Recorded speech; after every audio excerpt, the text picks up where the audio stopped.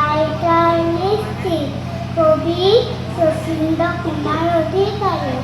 আইতাৰ দুয়োত ৰঙা চিক লগাই সদায় চাগে তেওঁ লিপষ্টিক।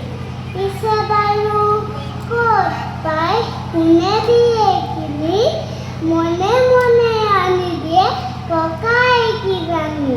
সেই ভাবি কথা কাই সুধিলোহে গৈ, আইতাই হাঁহিলে বেক ঠেক কৈ। বঁটাটোৰ পৰা আনি তামোল এখনি খুন্দনাত সুমুৱাই দিলেচোন সানি। তামোলৰ গুৰিখিনি মুখত ভৰাই আইতাই হাঁহি হাঁহি সেনেহি লগাই। পিক কৰে ৰসখিনি দিলে উলিয়াই, দেখি মই সতবা কিনো কথা পাই। ৰঙা চিঙা পৰি গ'ল উঠ আইতাৰ, লিপষ্টিকত কৰিচোন এই ৰং চাই। আইতাই ক'লে বোপা এই লিপষ্টিক, অসমীয়া নাম তাৰ তামোলৰ পিক।